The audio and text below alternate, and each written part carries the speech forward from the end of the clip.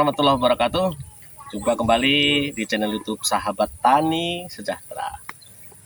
Sahabat Tani dimanapun Anda berada, hari ini kita masih tertarik untuk mengupas cerita tentang ikan sapu kaca, ya sebuah ikan di mana yang dulunya adalah cuman sekedar untuk mencuci akuarium, ya, membersih akuarium, yang dipelihara, kemudian populasinya semakin pesat, cepat, dan dia tahan terhadap lingkungan apapun di perairan, baik perairan yang baik atau perairan yang tidak baik.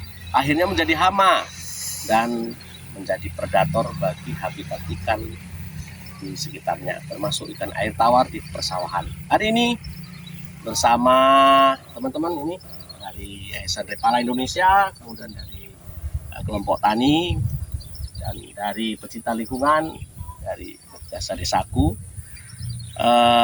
ingin komunikasi, brainstorming untuk menceritakan tentang ikan sapu kaca. Sahabat Tani, pantengin terus channel YouTube Sahabat Tani Sejahtera. Sahabat Tani Sejahtera dimanapun Anda berada, hari ini kita follow up, ya. Ini kita mau komunikasi langsung dengan petani, ini didampingi teman-teman dari pemerhati lingkungan, itu dari Yayasan Repala Indonesia dan dari Jasa Desaku. Kita mau perkenalkan nih, salah satu petani di Desa Bucina, Kecamatan Hamparan Perak. Pak, sehat Pak? Alhamdulillah. Dengan Pak siapa nih? Perkenalkan dulu di media sosial ini. Nama saya cukup sederhana, Bambang Utoyo. Bambang Utoyo ya Pak. Jadi sudah berapa lama bertani Pak? Wah, udah kalau dihitung kerja dari perusahaan udah hampir pensiun ini. Sudah hampir pensiun ya. Jadi tahun. Jadi gini Pak, kita mau tukar pikiran ini tentang populasi ikan sapu kaca yang ya ini secara nasional memang merebak dan sangat ini ya, sangat meresahkan juga bagi para pencari ikan yang biasanya mereka dari persawahan itu bisa dapat ikan yang jumlahnya banyak, akhirnya tidak dapat Pak. Nah, bahkan hampir punah ikan-ikan ini, termasuk ikan betik, ikan sepat, ikan gabus. Ini kita mau sharing Pak, bisa Bapak ceritakan memang ada keluhan nggak untuk di Desa Bucina ini? Selama ini saya amati memang perkembangan daripada ikan sapu kaca ini cukup besar karena populasinya itu tidak ada yang menghambat. Untuk konsumsi manusia ini, manusia nggak menggunakannya. Sebenarnya itu bisa berfungsi untuk pakan ternak, tapi yang peternak ini kan Belum ada pengelola khusus ya? Cukup minim juga.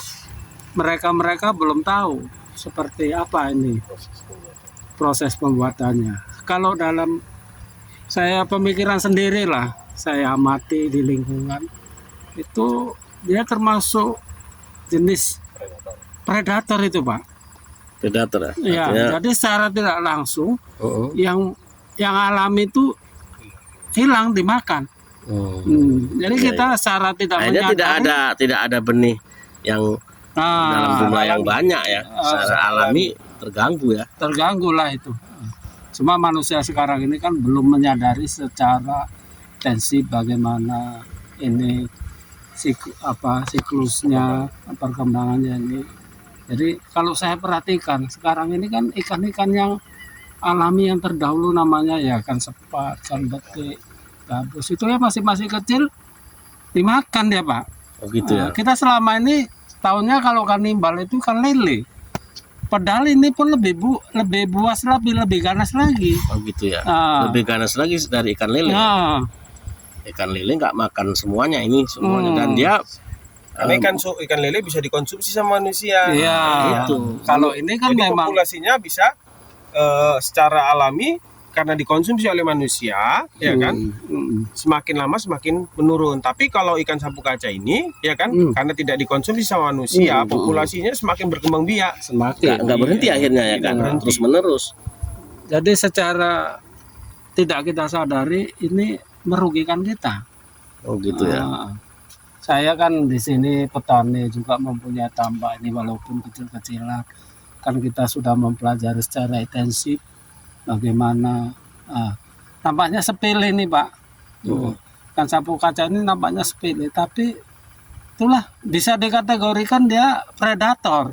Predator ya. Jadi kalau namanya predator ya gimana lah. Jadi merasa terganggu juga artinya Ya. selain bertani Bapak juga termasuk punya kolam dan bisa menambah penghasilan, tapi karena ikan sapu kaca kalau masuk ke kolam memakan ikan di dalamnya gitu ya Pak. Inilah kita kan kadang juga memakai sistem tanam padi itu mina padi. Mina padi itu kan artinya ikan-ikan kita pelihara masuk di dalamnya ya secara otomatis tidak kita sadari dia masih pertumbuhan kecil bisa masuk. Ya inilah membunuh, mengurangi ikan-ikan yang kita pelihara itu berkurang. Seharusnya bisa dua hasil, dari padinya dapat, dari ikannya yang di budidaya juga dapat ya. Ini enggak ya, sapu kaca yang makan semua ya. Wah kurang ajar sapu kaca ini. Upaya pemanfaatan apa kira-kira yang dilakukan? Coba Mas Joko dulu, Mas Joko. Dari Yayasan Repala, upaya-upaya yang sudah pernah dilakukan kira-kira apa saja itu? Pemanfaatannya. Ya untuk pencegahan berkembangnya ikan sapu kaca ini yang pernah kami lakukan adalah pembatasan ekosistem ikan sapu kaca itu baik di perairan di sekitar lahan pertanian penduduk atau masyarakat maupun di sekitaran sungai. Ya, kalau di Medan itu di Sungai Deli sekarang sudah mulai berkurang ya ikan sapu kaca. Karena kan Sungai Deli itu kan aliran termasuk membelah jantung kota Medan. Jadi banyak industri-industri yang membuang limbah-limbahnya itu ke Sungai Deli. Makanya perkembangan ikan sapu kaca itu sangat pesat. Nah sekarang kan sudah mulai ada upaya-upaya pencegahan dari pemerintah Kota Medan dan masyarakat lokal untuk mempersempit ruang lingkup berkembangnya ekosistem ikan sapu kaca.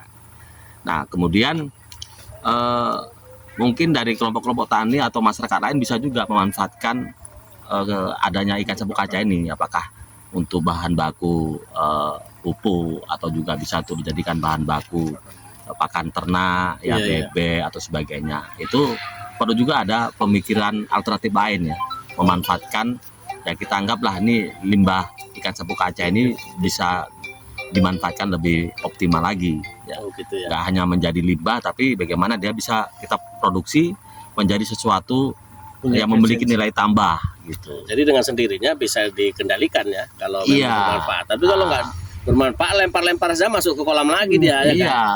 Masuk ke paret lagi ya. Pemindahan aja. Ya seperti Pak Bambang lah mungkin bisa nanti menjelaskan daya rusak yang diakibatkan oleh adanya ikan sapu kaca ini bagi kelompok-kelompok petani maupun nelayan-nelayan lokal kan. Kalau misalnya ikan sapu kaca ini juga kan bisa memakan apa ya, telur-telur kepiting-kepiting bakau biasanya itu di daerah muara. Nah ini juga harus menjadi perhatian kita semua, nggak harus kita salahkan pemerintah, enggak ya. Artinya masyarakat lokal juga ini juga harus punya peran aktif bagaimana membantu ya agar tidak terganggu ekosistem perikanan di lokal ya. Jadi kira-kira Mas, menurut pemikiran dari Mas lah selaku pemerhati lingkungan ya, aktivis di bidang lingkungan.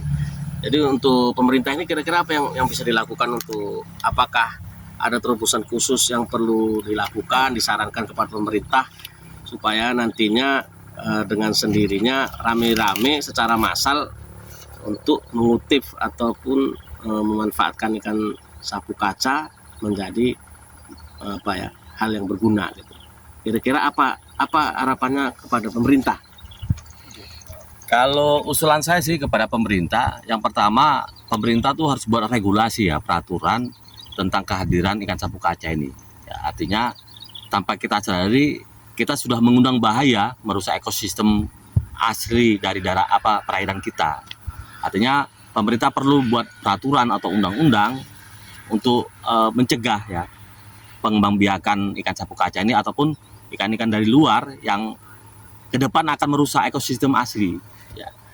Dan yang kedua perlu ada juga kerja massal ya, melibatkan instansi pemerintah maupun swasta maupun instansi pendidikan ya. Kita buat misalnya pekan pembersihan ikan sapu kaca misalnya kita buat ya seminggu sekali atau sebulan sekali ya, melibatkan anak-anak sekolah, itu perlu juga Ya, bahwa ya, seperti yang sangat penting sudah ya. dilakukan Mas Andre ya, membeli ikan sapu kaca dengan harga tertentu. Kemudian kalau misalnya skala besar banyak yang mencari, bukan itu dia. hanya itu, kira-kira bisa memang menampungnya nih Mas Andre. Gini dia, jikalau lah bagi para pendengar atau penonton YouTube kita, Sahabat Tani Sejahtera, apabila ada seorang pengusaha yang memiliki pengolahan daripada untuk pakan ternak, ya kan, bisa bekerja sama kita, ya kan. Artinya untuk tim Mas mengurangi Andre ini bisa menjadi populasi. supplier gitu ya? Insya Allah bisa, Pak. Oh, gitu. Karena kalau Supplier memangnya ikan sapu kaca gitu ya? siap, kalau toh memangnya ada penampungnya atau ada yang mengelola ikan sapu kaca itu menjadi hal yang baik atau bisa menjadi pakan untuk peternakan, Bahkan ya kan? alternatif. Alternatif dalam penambahan protein untuk pembesaran daripada bahan ternak tersebut, kita siap. Oh, gitu ya. Iya, siap. Jadi dengan sendirinya secara alamiah terberdaya para petani ya, termasuk tadi kalau dari tim Mas Andre memberdayakan anak sekolah ya kan. Jadi sehingga punya uang jajan lah, tapi juga memutus populasi dari ikan sapu kaca Siap. dan menghasilkan cuan. Nah, gitu. Dengan Pak Bambang sendiri gimana Pak, kira-kira Pak, kalau memang ya banyak lah yang mencari ikan sapu kaca dimanfaatkan atau ya nggak dimatiin, kayaknya kurang ini ya, kurang lestari, lebih baik dimanfaatkan. Menurut Pak Bambang sendiri gimana Pak, pendapat Bapak? Itu kalau kita prinsipkan secara ekonomis dapat kita penghasilan, income di situ. Oh, Jadi tidak pembunuhan, melainkan kita harus mendapatkan jadi Bapak sangat hasil. setuju lah ya. Nah, sangat setuju. Karena sesuatu menghambat itu bukan berarti harus kita bunuh, tidak, tapi dialihkan untuk pemanfaatan bisa kita lakukan, kenapa tidak, kan gitu. Jadi ada nilai plus untuk kita semua. Ada umpan balik. Gitu, iya, iya.